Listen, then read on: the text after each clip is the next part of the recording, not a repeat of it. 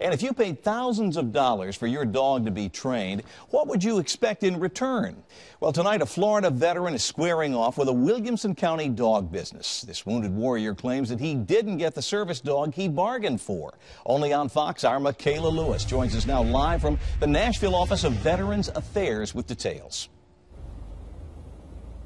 Well, Scott, our country's soldiers, they go to war, but all too often they return with injuries and going to veterans hospitals just like this one in Midtown Nashville. Now, Brian Mass, he came back with injuries from Afghanistan, but he decided to turn it into a positive. He came up with the idea to start a protection dog program for wounded warriors just like himself. And that's when he first came in contact with Canine Inc. right here in Tennessee. Located in the scenic hills of College Grove sits Canine Inc., owned by John Stolzer.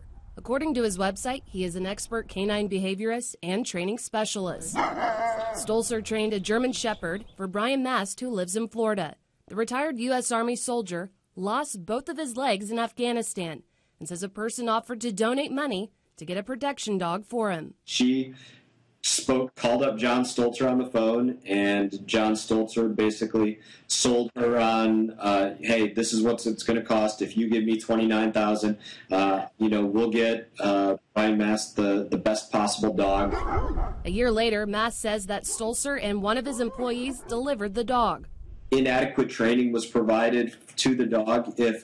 If a person's claiming to train a dog that's compatible with somebody with prosthetic legs, they wouldn't train it to be leaning on the person's leg. The dog bit my wife. It bit both of my two children.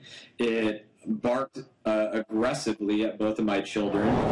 Mass says he asked for a refund. He says Stolzer finally agreed, but only if he signed an agreement not to speak about the incident. An agreement Mast and his benefactor didn't sign.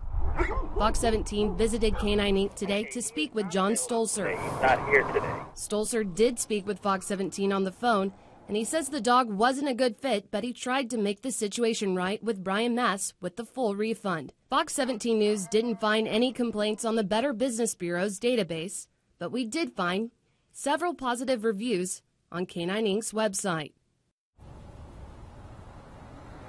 Now, when I was on the phone with John Stolzer earlier today, he also told me that he did offer a replacement dog to Brian Mast and his family.